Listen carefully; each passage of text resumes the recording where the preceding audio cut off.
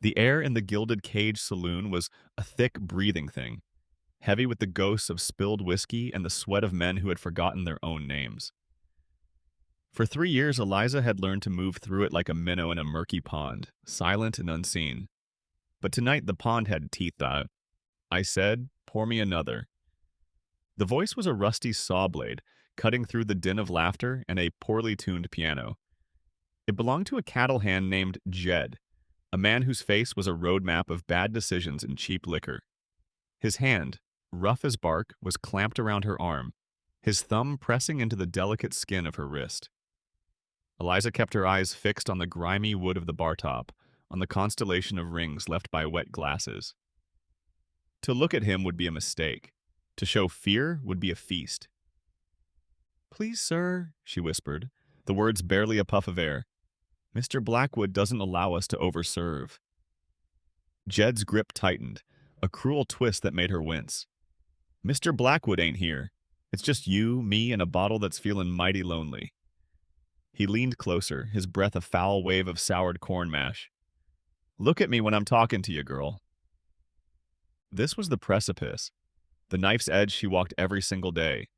Every instinct screamed at her to shrink, to apologize, to become so small he would forget she was there. It was the first rule of survival Sadie had taught her. You are a tool, a rag, a ghost. You are anything but a person.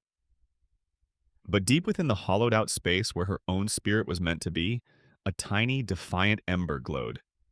It was a dangerous, stupid thing, that ember. It was the only thing that was truly hers. Slowly, deliberately, she lifted her head. Her eyes, the color of a faded cornflower, met his. They were not defiant, not angry, not even afraid. They were just, empty. A reflection of the nothingness he was. The effect was immediate. His drunken belligerence faltered, confused by the lack of reaction he craved. From across the room, a new presence registered. It wasn't the familiar, predatory stillness of Silas Blackwood, the saloon's owner and her master. This was something else. A man stood near the entrance, half shrouded in the afternoon shadows that the swinging doors did little to disturb. He was tall and broad-shouldered, dressed not in denim or canvas, but in soft, tanned buckskin. His hair was long and black, unadorned. He was Lakota, a rare sight within the walls of the gilded cage. He wasn't looking at Jed. He was looking at her. And in his gaze there was an unnerving stillness, an intensity of observation that was entirely different from the leering gazes she endured every day. He saw the hand on her arm. He saw her face. He saw everything. Jed, feeling his power slip, gave her a rough shake. "Think you're too good for me?" he snarled. Before Eliza could answer, a voice, smooth as oiled leather, cut through the tension. "Jedediah, is there a problem?" Silas Blackwood emerged from his back office, a benevolent smile plastered on his face. He was a handsome man in his 40s, always impeccably dressed, his silver waistcoat gleaming in the lamplight. He looked like a gentleman, a pillar of the dusty community of Dusty Creek. Eliza knew better. He was a vulture in a waistcoat. Silas placed a hand on Jed's shoulder, a gesture that looked friendly but was pure steel. "The girl is just following my rules, my friend, a testament to her training." He slid a bottle of his best whiskey onto the bar. "This one's on the house. Let's not have any unpleasantness." Jed, placated and intimidated, released her arm. He grumbled, but took the bottle and retreated to a corner table. The moment was over. Eliza exhaled a breath she didn't realize she'd been holding, her entire body trembling with the aftermath of adrenaline. She began polishing the bar with a rag, her movements mechanical, her eyes downcast once more. Silas leaned in close, his voice a venomous whisper meant only for her. "You will learn not to look them in the eye, girl. You are here to serve, not to challenge. Do you understand me?" "Yes, Mr. Blackwood," she murmured to the wood grain. "Good." He straightened up, his public smile returning as he surveyed at his kingdom of drunkards and broken dreams. He didn't notice the Lakota man who had watched the entire exchange without a flicker of expression, his dark eyes missing nothing. But Eliza felt the weight of that stranger's gaze long after he had turned away. It was a strange and unsettling feeling to be truly seen. Later that night, the saloon finally slumbered. The last drunk had been pushed out into the muddy street, the chairs were upturned on the tables, and the air was thick with the ghosts of the day. In the cramped, windowless room that she shared with the three other saloon girls, Eliza soaked a rag in a bowl of cloudy water. The skin on her wrist was already purpling. Sadie, a woman whose cynical eyes had seen a decade more of this life than Eliza's, watched her from her cot. "Heard you had a run-in with Jed," she said, her voice flat. Eliza didn't look up. "It was nothing." "It's never nothing." Sadie sat up, her thin shift doing little to hide the sharp angles of her body. "I told you when you first got here, little mouse. Keep your head down. Hope is a disease in this place. It makes you sick, and then it gets you killed." Sadie's words were not cruel. They were a kindness, forged in the harsh furnace of experience. She'd been the one to explain the unwritten laws of the Gilded Cage when a terrified 16-year-old Eliza had first arrived, sold by her own father to settle a gambling debt. Sadie had taught her how to anticipate Silas's moods, how to pour a drink without spilling a drop even when her hands were shaking, how to make herself so uninteresting that the customer's eyes would slide right past her. "Remember, Marianne?" Sadie's voice dropped lower. Eliza nodded, a knot tightening in her stomach. Marianne had been there a year ago. She had been full of laughter and foolish dreams of escaping to California. One night she had tried. They'd found her 5 miles out of town, her ankle broken from a fall. "Silas didn't even lay a hand on her," Sadie continued, her voice a dead monotone. "He just smiled that smile of his." The next day, a wagon full of miners came through, heading for the desolate claims up in the Black Hills. He sold her indenture to them for a pittance. We all watched her go. We all knew what that meant. A death sentence. A fate worse than the Gilded Cage. The story was a familiar one, a cautionary tale told to keep the flock in line. It was meant to extinguish the very ember that Eliza secretly nurtured. Eliza pressed the cold rag to her wrist, the sting a welcome distraction from the cold fear that seeped into her bones. She would not be Marianne. She would survive. But the word survive tasted like ash in her mouth. The next day, the Lakota man returned. He entered the saloon with the same quiet purpose as before, the midday sun outlining his strong frame. He ignored the bar and the curious stares he drew from the few daytime patrons. He walked directly to a corner table and sat down, his back to the wall, his eyes surveying the room. He was waiting. Eliza was tasked with serving him. Her hands trembled slightly as she placed a glass of water on his table. He didn't order anything else. "Thank you," he said. His voice was deep and calm, a low river current beneath the saloon's shrill noise. It was the first time a customer had thanked her in years. She nodded, unable to speak, and retreated to the safety of the bar. For an hour, he sat there. He watched men come and go. He watched Silas charm and cheat a traveling salesman in a game of cards. And he watched Eliza. He saw how she moved with a practiced invisibility, how she flinched when a man laughed too loudly, how she scrubbed the same spot on the floor 3 times over, her mind clearly a million miles away. He saw the subtle tension in her shoulders, the weary slump that she tried to hide.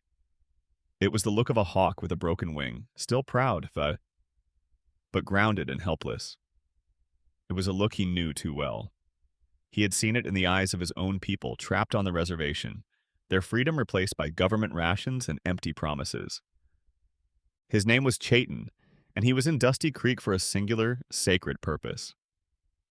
A month ago, a trader had come to his camp, whispering of a man named Silas Blackwood who dealt in rare and sometimes stolen goods. The trader described a unique ceremonial pipe he had seen in Blackwood's possession. A pipe with a bison carved into the bowl and eagle feathers tied with worn leather.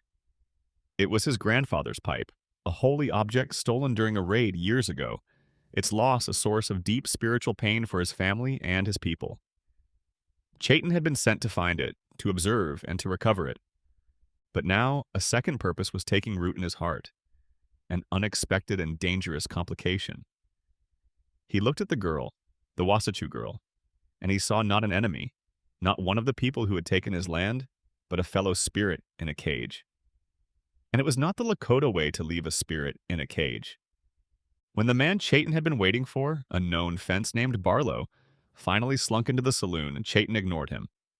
His mission had changed. He stood up and walked to the bar where Silas was counting his morning's earnings. "Mr. Blackwood," Chayton said, his voice respectful but firm. Silas looked up, his eyes cold and assessing. "What can I do for you?" "Everything has a price in the white man's world," Chayton began, his words slow and deliberate. He nodded almost imperceptibly toward Eliza, who was clearing glasses at the far end of the bar, her back to them. "What is her price?" Silas stopped counting. A slow, incredulous smile spread across his lips. He looked from the tall Lakota to the slender girl and back again. The sheer audacity of the question amused him. This was a new game, a new way to exert his power. "My office," Silas said, the smile turning predatory. "Let's talk business." He led the way to his back office, a room that reeked of cigar smoke and expensive brandy. It was his throne room, filled with plush leather chairs and a large mahogany desk. A large, garish painting of Silas himself hung on the wall, depicting him as a conquering hero. He poured himself a drink, the crystal clinking, but did not offer one to Chayton. "You want to buy her?" Silas chuckled, swirling the amber liquid in his glass. "An Indian wanting to buy a white girl. The town will have a field day." Chayton stood impassively in the center of the room, his presence a stark contrast to the room's decadent clutter. "Name the price." Silas took a long sip, savoring the moment. He looked Chayton up and down, taking in the buckskin clothes, the lack of a gun belt, the quiet dignity that he found so infuriating. He wanted to mock him, to crush this strange, noble impulse. He decided to set a price that was not just high, but insulting, an impossible barrier designed to shatter hope. "She's valuable property," Silas said smoothly. "A long-term indenture. Cost me a pretty penny to acquire her and train her. She's quiet, obedient, mostly." He set the glass down with a soft click. $500 in gold coin. The sum was astronomical. It was more than a man might make in 2 years of hard labor. Chayton's expression did not change, but Silas saw a flicker in his eyes. Victory. Yeah, Silas added, leaning forward with a conspiratorial gleam in his eye. "You have 1 month to bring it to me. 30 days from today. If you're a minute late," he smiled, "the price doubles." It was a cruel, impossible bargain, and they both knew it. Chayton stood silent for a long moment, the ticking of the grandfather clock in the corner filling the room. Silas leaned back, triumphant. "I accept your terms," Chayton said finally, his voice even. Silas's smile faltered for a second. He had expected begging or anger or defeat. Not this calm acceptance. It unnerved him. He stood up, eager to end the meeting. 30 days, he reiterated, his voice hard. "Don't be late." Chayton turned and walked out of the office. As he passed through the main saloon, he walked by Eliza, who was now wiping down tables, trying to make herself invisible. He didn't stop. He didn't look at her. But as he passed, so close she could feel the warmth from his body, he spoke a single word in his own tongue, a soft rumble that was lost in the noise of the room to everyone but her. Tokahea. She didn't understand the Lakota word. She didn't know it was a call to action, a word used to start a journey or a charge, meaning let's go or let us begin. But she understood the tone. It was not a command. It was not a threat. It was a promise. For the first time in 1,095 days, a genuine, painful sliver of hope pierced through the thick scar tissue around her heart. She froze, her rag hovering over the table, and watched his tall figure disappear through the swinging doors, leaving only the silence and the suffocating air of the gilded cage behind. From his office doorway, Silas Blackwood watched her, a cruel, knowing smirk on his face. He believed he had set an impossible task. He believed he had already won. The vast, empty plains that stretched beyond Dusty Creek were a world away from the claustrophobia of the saloon. Here, under the immense, indifferent sky, Chayton felt the true weight of his promise. $500. It was a fortune, a mountain he had to build from dust. He made his way to a small, hidden camp he had established in a cottonwood grove by a shallow creek. A man was waiting for him, tending a small, smokeless fire. It was Two Feathers, a warrior from his own band. He was older than Chayton, his face a mask of pragmatic impatience. He had tracked Chayton, worried about his long absence. "You have been gone many days," Two Feathers said, his eyes sharp. "The elder grows anxious. The people need the pipe's medicine. You were sent to find our grandfather's spirit, not to chase the ghosts of the Wasatchu." Chayton sat down, the weariness of his task settling on him. He explained what he had found, not just the pipe in the possession of a greedy white man, but the girl with the spirit of a trapped hawk.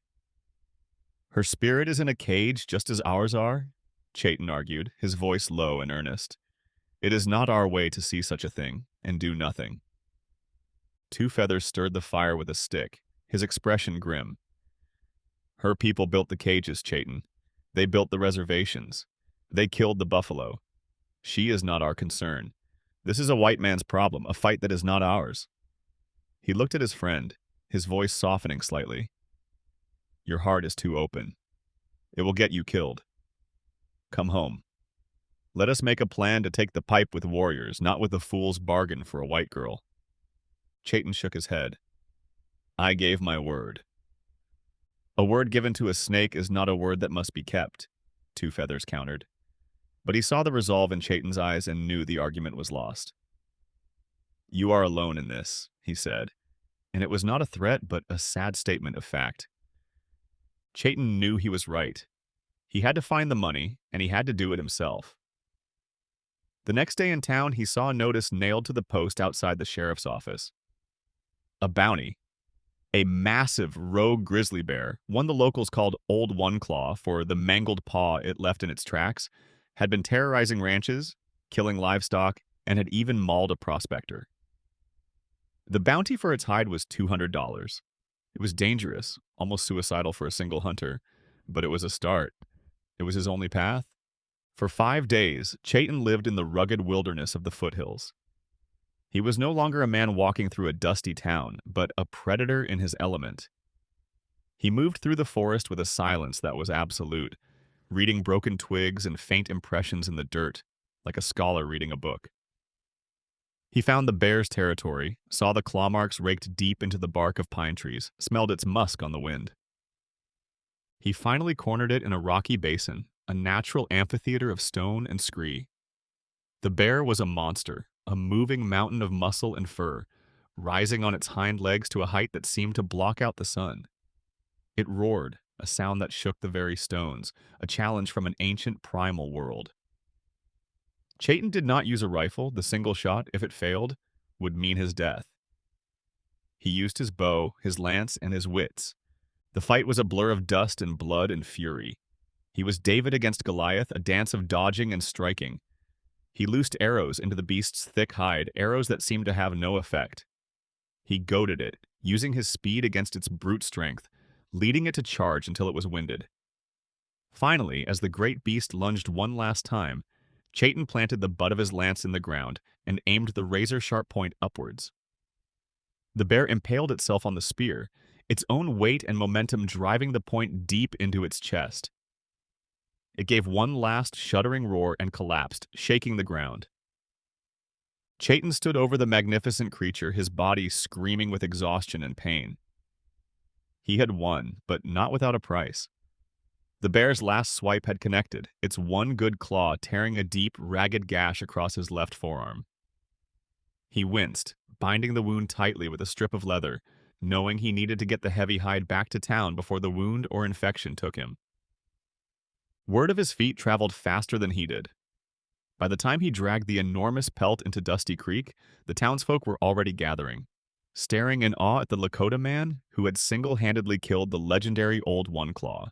The news reached the gilded cage like a thrown stone, shattering Silas Blackwood's smug confidence. $200. The Indian was a quarter of the way there. Rage, cold and sharp, coiled in Silas's gut. The girl was his. Her hope was an insult, and this Lakota's success was a direct challenge to his authority. He would reassert his control. He would punish her for the hope this stranger had given her. That night, the saloon was packed. Silas found Eliza clearing a table. He grabbed her arm, his fingers digging into the flesh above her elbow. "We have a special treat for you gentlemen tonight," he announced to the room, his voice booming with false cheer. He dragged Eliza towards the small, rickety stage where the piano player sat. "Our very own little songbird, Eliza, is going to entertain us." A cold dread washed over Eliza. She had never sung in public. Her voice, once clear and sweet when she sang hymns with her mother, was now a rusty, unused thing. "No, please, Mr. Blackwood," she begged in a whisper. "I can't." His grip tightened. "You can and you will," he hissed, his smile never leaving his face. "Sing, or I'll find a much less pleasant task for you for the rest of the night." The threat was clear. Humiliated and trapped, Eliza stood on the stage, the leering faces of the crowd swimming before her. The piano player, a kind, elderly man named Walter, gave her a sympathetic look and began a simple, slow melody. Eliza opened her mouth, but only a croak came out. The room erupted in laughter. Tears pricked her eyes. She took a ragged breath and tried again, forcing out the words of a simple folk song. Her voice was thin, trembling, and off-key. The catcalls and jeers grew louder. It was a symphony of humiliation, and Silas was its conductor. He stood at the bar, watching her break, savoring her pain. When the song mercifully ended, he walked up to her on the stage. As the crowd applauded mockingly, he leaned in, his breath hot on her ear. "Your savage is making things worse for you, little mouse," he whispered. "Every dollar he earns is another scar you'll carry.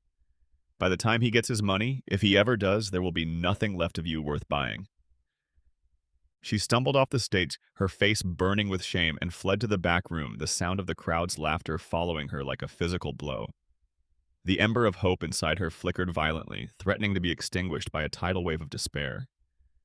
A few nights later, under the sliver of a new moon, Eliza took the saloon's trash to the barrels in the back alley.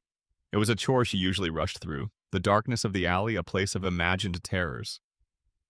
But tonight, a shadow detached itself from the deeper darkness. Her heart leaped into her throat before she recognized the silhouette. It was Chayton. "I heard what he did," he said, his voice quiet with a controlled anger. He stepped closer, and in the faint light from the saloon's back window, she saw the crude bandage on his arm. "You're hurt," she whispered, forgetting her own humiliation for a moment. "It is nothing." He dismissed it with a wave of his hand. He held out the pouch of coins he'd received for the bounty. "This is for you. We are closer now." Seeing the physical proof of his effort, the reality of the bounty, reignited her fragile hope. She reached out, not for the money, but for his wounded arm. "You need to clean this properly," she said, her voice finding a strange new strength. Acting on an impulse she didn't understand, she slipped back inside and returned a moment later with a small bottle of whiskey she'd taken from the bar and a clean rag. She gently unwrapped the leather binding. The gash was deep and inflamed. Without a word, she poured the stinging liquor over the wound. He flinched, but did not pull away. As she carefully cleaned the injury, her touch steady and sure, a silent understanding passed between them. They were no longer just a rescuer and a victim. They were allies. "He keeps things in a safe in his office," she said suddenly, her voice low and urgent. "Important things. I heard him talking to a man named Barlow. They were laughing about a sacred pipe he keeps in there. He called it his good luck charm." Chayton's head snapped up, his eyes bored into hers. "The safe?" "Behind the painting of him," she confirmed. "I don't know how to open it, but the pipe is there. Your pipe." Their two quests had just merged into one. Freeing her and recovering the sacred object were now inextricably linked. It was no longer just about money. It was about justice. It was about restoring what had been stolen. The next day, Chayton walked into Sheriff Brody's office. Brody was a man in his 50s, with a weary face and a permanent slump in his shoulders, as if he carried the weight of the entire lawless town on his back. He looked up from his paperwork as Chayton laid the bounty voucher for Old One Claw on his desk. "Heard you were the one," Brody said, his voice a tired drawl as he began to count out the coins. "Town owes you one." The town owes more than that, Chayton said, his voice even. Brody stopped counting and looked up. I am using this money to buy a person's life from Silas Blackwood. Is that the kind of town you stand for, Sheriff? Brody's eyes hardened. He leaned back in his chair, the leather creaking in protest. Now you listen to me. I'm one man with one deputy covering 100 square miles of blood and trouble. Silas Blackwood? He may be a son of a bitch, but he keeps his trouble inside his saloon. He pays his taxes. I don't have the time or the manpower to go poking my nose into every indenture contract in this town. It is not a contract, Chayton said, his voice dropping, but gaining intensity. It is a cage. Brody slammed the drawer of coins shut. Silas runs that saloon by his own law. You're stirring up a hornet's nest, you hear me? You'd be smart to take your money and ride out of here before you get stung. The warning was clear, but as Chayton turned to leave, he saw something in the sheriff's eyes beyond the weariness and frustration. He saw a flicker of shame. The seed of doubt had been planted. Weeks passed. Chayton took odd jobs, breaking horses, guiding a surveyor through the hills. He earned a little more money, but time was running out. He was still far short of the $500. With only 2 days left until the deadline, desperation led him back to the gilded cage. Silas was hosting a high-stakes poker game in a private back room, a game for the wealthy ranchers and businessmen who passed through town. It was Chayton's last, desperate gamble.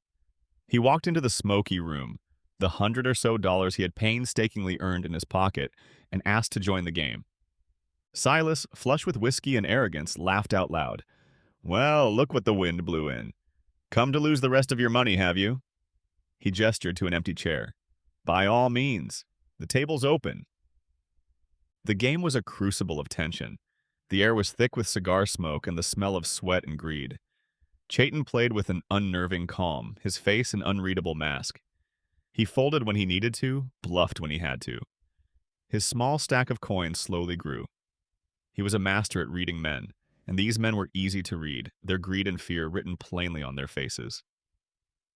Finally, it came down to a final, decisive hand. It was just him and Silas. The pot was huge, containing nearly everything on the table. Chayton, holding a decent but not spectacular hand, pushed his entire stack of coins into the center of the table. All in, he said, his voice steady. Silas stared at him, his eyes narrowed, trying to pierce Chayton's stoic facade. He saw the Lakota's calm, his stillness, and mistook it for a desperate bluff. A slow, cruel smile spread across Silas's face. He believed he had him. I call, Silas said, and confidently laid his cards on the table.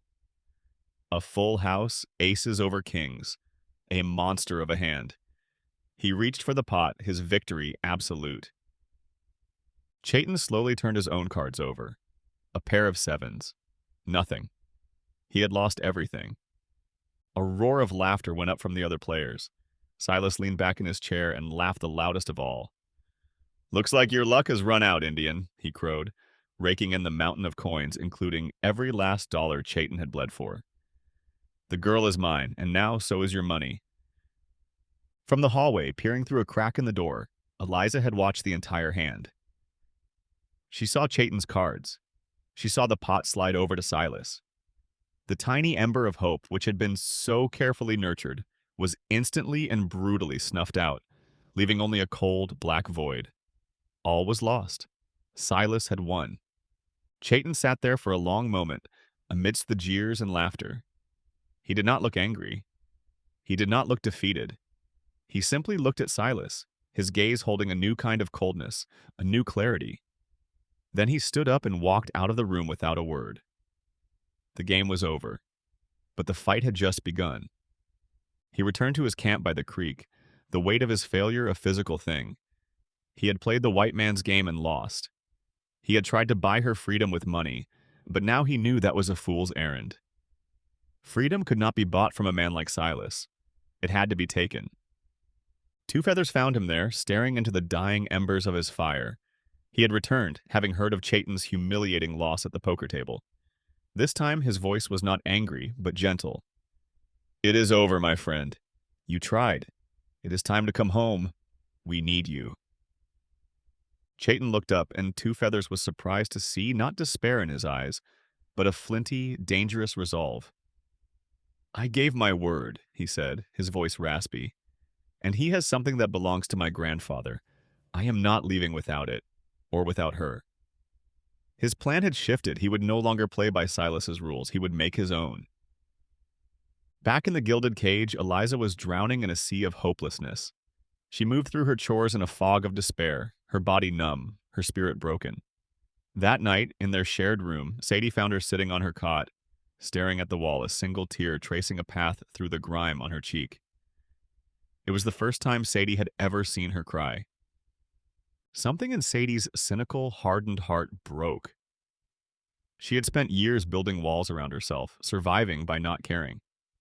But seeing Eliza's complete desolation, knowing it was the death of a hope she herself had once harbored, was too much. "He's not a man," Sadie whispered, sitting down beside her. "He's a monster, and monsters need to be put down." She reached into her mattress and pulled out a small cloth-wrapped bundle. Inside was a handful of coins and crumpled bills. It was her life savings, skimmed a little at a time over years, her secret escape fund. She pressed it into Eliza's hand. "It's not much, but—" She trailed off. Eliza shook her head, trying to push it back. "No, Sadie, this is your way out." "What good is getting out if I leave you here like this?" Sadie said, her voice rough with unaccustomed emotion. "There's more." She leaned in close, her voice a conspiratorial whisper. "He got drunk a few months back, celebrating some deal. He was boasting to Barlow about his new safe, bragging that no one could ever guess the combination." She paused. "He said it was the one date he'd never forget, the most profitable day of his life." Sadie's eyes met hers. "The year he opened this hellhole. 1871. The numbers hung in the air between them. 1871. It was more valuable than all the gold in the world. It was the key. Risking everything, Eliza slipped out later that night, using the escape fund from Sadie to bribe the stable boy to look the other way. She found Chayton in the alley behind the saloon, a place that had become their secret meeting ground. Her heart pounded with a new, terrifying mixture of fear and adrenaline. She told him everything, the combination, Sadie's help. A new plan began to form in the darkness, a desperate, whispered conspiracy. It was no longer about a transaction. It was a heist. It was a rescue. They were no longer a savior and a victim, but true partners. The plan was simple in its audacity. They would create a diversion, a fire big enough to draw every soul in town. In the chaos, Eliza would get into the office, open the safe, and retrieve the pipe. Then, they would disappear into the night. They both knew the risks. If they were caught, they would not be sent to jail. They would be shot. There would be no trial. But as they stood there in the shadows, two desperate souls from two different worlds, they found in each other a shared, unwavering resolve. The deadline was tomorrow night. They had one chance. The night of the deadline descended on Dusty Creek like a shroud. The air was unnaturally still, pregnant with unspoken tension. Inside the gilded cage, Silas Blackwood was in a celebratory mood. He gave his girls a little extra whiskey and was generous with the free drinks for his favorite customers. He was savoring his victory, the final crushing defeat of the proud Lakota and the complete re-enslavement of the girl whose spirit he had finally managed to break. He thought. At the far end of town, hidden by the darkness, Chayton worked quickly. He piled dry tumbleweeds and old timber against the wall of the long-abandoned livery stable, a tinderbox just waiting for a spark. He knew fire. He knew how to make it grow, how to make it hungry. He struck a match, the small flame a stark contrast to the vast darkness. He touched it to the kindling. For a moment, nothing happened. Then a small orange serpent of flame slithered up the wall. Within seconds, it became a roaring dragon, devouring the dry wood with a hungry whoosh. The cry of fire erupted from a passerby, a panicked shout that sliced through the night. It was the signal. The saloon doors burst open as men poured out, their faces illuminated by the growing orange glow in the distance. The entire town, it seemed, was running towards the blaze. Sheriff Brody, shouting orders at his lone deputy, ran with them. Silas watched them go, a frown creasing his brow. It was too convenient. His instincts, honed by years of treachery and paranoia, screamed that something was wrong. He turned to his two hired thugs, a pair of brutish men named Cletus and Earl. "You two stay," he commanded. "I have a feeling tonight's entertainment isn't over yet." The main floor of the gilded cage emptied out, leaving a ghostly silence behind.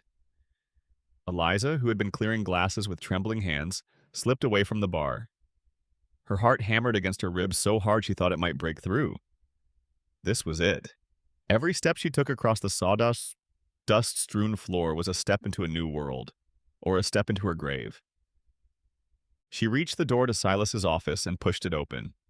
The room was dark, lit only by the faint, flickering light of the distant fire through the window.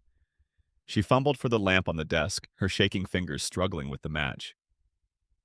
The wick caught, casting a warm, unsteady glow across the room.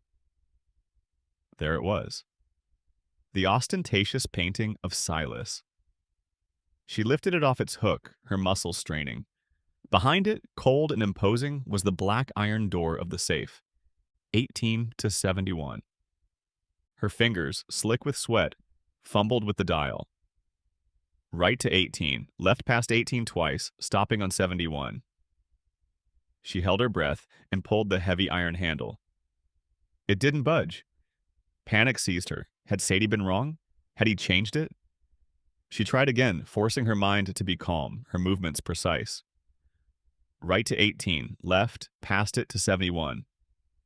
She pulled again. This time there was a heavy, satisfying clunk. The door swung open, and there, nestled on a bed of faded red velvet, was the pipe. It was beautiful, carved with an artist's skill, the eagle feathers still attached. Next to it were stacks of money, deeds to land, and a small leather pouch. She ignored it all. Her hands, reverent, reached for the pipe. "I knew you had more spirit than you let on." The voice was a whip crack in the silent room. Eliza froze, her hand hovering over the pipe. Silas Blackwood stood in the doorway, his arms crossed, a look of triumphant fury on his face. He had not gone to the fire, he had waited. Cletus and Earl filled the doorway behind him, blocking any chance of escape. "Did you really think your savage could save you?" Silas stalked into the room, his charm stripped away, revealing the monster beneath. "Did you really think you could steal from me in my own house? You belong to me, girl. Body and soul." He lunged for her, but just as his fingers were about to close around her arm, the window behind the desk exploded inwards in a shower of glass. Chayton vaulted into the room, silent as a panther. He had not waited outside. He had scaled the wall, anticipating Silas's treachery. The room erupted into chaos. Chayton met the two thugs with a ferocity they had not expected. It was not a barroom brawl, it was a whirlwind of calculated violence.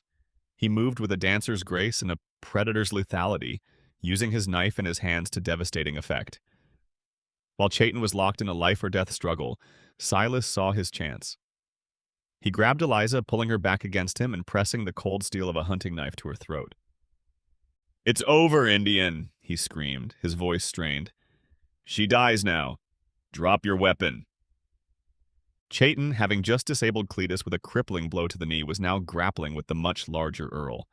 He was momentarily trapped, unable to help her. Eliza felt the sharp point of the knife prick her skin. Fear, cold and absolute, threatened to paralyze her. This was it. The end of her foolish hope. The end of everything.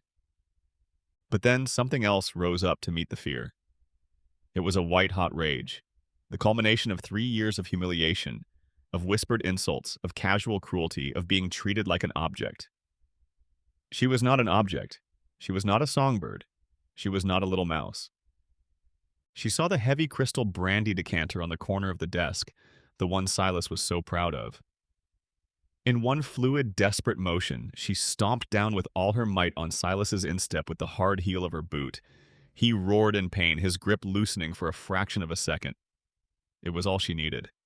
She wrenched herself free, grabbed the heavy decanter, and swung it with all the force of her rage, smashing it against the side of his head. The crystal shattered, and Silas staggered back, a look of pure shock on his face, blood trickling down his temple. He was stunned, but not down. In that same instant, Chayton used Silas's momentary distraction to break free from Earl's grasp, driving his elbow into the man's throat. Earl collapsed, gagging for air. Silas, his eyes wild with a pain and fury that bordered on insanity, lunged for Eliza again. This time, she did not retreat. She stood her ground, her chest heaving, the jagged neck of the broken decanter still clutched in her hand. "It's over, Silas!" The voice came from the doorway. Sheriff Brody stood there, his old shotgun leveled steadily at Silas's chest. The fire, he'd realized, was too perfectly placed, too far from anything of value. Chayton's words about a cage, about justice, had echoed in his mind. He had finally decided to be the lawman he was supposed to be. Silas froze, his eyes darting between the shotgun, Chayton, and the defiant girl he could no longer control. The fight was gone, the gilded cage had fallen. The aftermath was swift. Silas, ranting about thieves and ungrateful wretches, was hauled to the town's small, damp cell. Cletus and Earl were patched up and locked in with him. In his office, Sheriff Brody sat at his desk, the recovered pipe lying before him like a sacred relic. He pushed the official indenture contract across the desk toward Eliza. It was her life, quantified on a piece of paper. "Far as I'm concerned," Brody said, not looking at her, "this got lost in all of the commotion. Maybe it even burned up in the fire." He tore the paper in half and then in half again. "You're free. There's no record."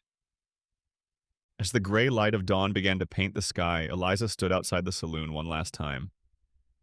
She found Sadie, who had been watching the events unfold from the shadows, her face a mixture of terror and awe. Eliza pressed the bundle of escape money back into Sadie's hand. "No, Sadie, it's your turn now," Eliza said, her voice clear and strong. "Don't wait. Go to California. Go see the ocean." Sadie looked at the girl she had called Little Mouse. She was no mouse. She was a lioness. Tears welled in Sadie's cynical eyes. She nodded, unable to speak, and gave Eliza's hand a fierce squeeze before disappearing back into the shadows to pack her things. 2 horses were waiting. Chayton handed Eliza the reins of one. She looked back at the town of Dusty Creek, a place of so much pain, now just a collection of shabby buildings in the morning mist. She felt no hatred. She felt nothing at all. It was over. They rode out onto the open plains, the immense sky a welcome blanket after years of a low ceiling. The journey to the Lakota camp was a journey of healing. The silence of the first day was a comfortable one, a shared space for their spirits to mend. Then, slowly, they began to talk. He taught her the Lakota names for the constellations he used to navigate. She learned that the purple flower that grew by the riverbeds was called Chapi Kasasa and could be used to soothe a fever. In return, she told him about her childhood, about singing in a church choir, about a mother she barely remembered. She learned to ride not as a passenger, but as a partner with her horse. She felt the wind in her hair, a sensation so simple and so profound it brought tears to her eyes. The trauma of the saloon began to recede, like a nightmare fading in the morning light. The power dynamic between them, that of rescuer and rescued, dissolved under the sun and the stars. They became just 2 people, a man of quiet strength and a woman discovering her own. When they finally arrived at the sprawling encampment of the Oglala Lakota, nestled in a valley carved by a winding river, their reception was wary. Faces peered from teepees, their expressions ranging from curiosity to outright hostility. A white woman was an unwelcome sight, a symbol of broken treaties and stolen land. 2 Feathers met them, his face a grim mask. "Chayton, you have returned. But you bring a Wasichu with you? You bring another enemy into our home?" Chayton did not flinch. He dismounted and helped Eliza down, standing beside her as the camp's council of elders assembled, led by a wizened old man with eyes as deep and ancient as the plains themselves. This was Chayton's grandfather, Elder Swift Eagle. Chayton stepped forward and respectfully presented the sacred pipe. A reverent hush fell over the entire camp. The return of the pipe was a powerful moment, a piece of their spirit brought home. He then turned and told the story of the past month. He spoke of Silas Blackwood's greed, but he did not paint Eliza as a helpless victim. He spoke of her resilience, her quiet defiance, her courage in the face of absolute despair. He told them how she had been the one to get the combination, how she had been the one to fight back against her captor. She has suffered at the hands of the same greed that has taken our lands and our buffalo, he declared, his voice ringing with conviction. Her skin is white, but her heart is true. She has the heart of a Lakota. The council was silent. All eyes turned to Eliza. She stood tall, terrified but unwilling to show it. She had not survived the gilded cage to cower now. Elder Swift Eagle took the pipe and studied it for a long moment. Then his ancient eyes settled on her. He spoke in Lakota, his voice surprisingly strong, and Chayton translated. The council asks your name. Eliza thought of the name she had carried for 19 years, a name that was tied to a past of pain and servitude. She thought of the new feeling that had been growing in her chest for days, a feeling she had almost forgotten. She looked at the elder, at Chayton, and at the sea of uncertain faces. She spoke in a clear, steady voice, first in English, and then repeating the one Lakota word she had learned for it. My name is Hope. Wuhitika. A slow smile spread across the elder's wrinkled face. He understood. He held the sacred pipe out, not to Chayton, but to her. He beckoned her to take it. It was a gesture of immense trust, of profound acceptance. As her fingers closed around the cool stone of the bowl, a murmur went through the crowd. This woman is not our enemy, the elder proclaimed to his people. She seeks a home. We have always been a people who give shelter to those who have lost their way. She will stay. Weeks turned into a season. Hope, as she was now known, found her place. She learned the rhythms of the camp, the language of her new people. She was a quick learner, her years of silent observation in the saloon having honed her senses. She helped the women prepare hides, she learned to recognize edible roots, and she discovered she had a gift for calming crying babies. She taught the camp's children the English alphabet, turning her past into a tool for their future. One evening, as the sun set, painting the vast sky in hues of orange and purple, Chayton found her on a small hill overlooking the bustling camp. They stood together in a comfortable silence, watching the beauty of their shared world. There had been no grand declarations of love, no dramatic promises. There was something quieter, deeper, a bond forged in struggle and sealed with mutual respect. He reached out and took her hand. His was warm and strong. Hers, no longer chapped and raw from scrubbing floors, fit perfectly within it. You are free now, he said softly. Hope looked out at the endless expanse of the plains, a land that was no longer a threat, but a promise. She looked at the vibrant life of the camp below, a chaotic and beautiful tapestry of family and community. Then she looked at him, at his kind eyes and the quiet strength that had called to her own. A genuine smile, the first of its kind, reached her eyes and transformed her face. Yep, she said, her voice full of a peace she had never known. We are.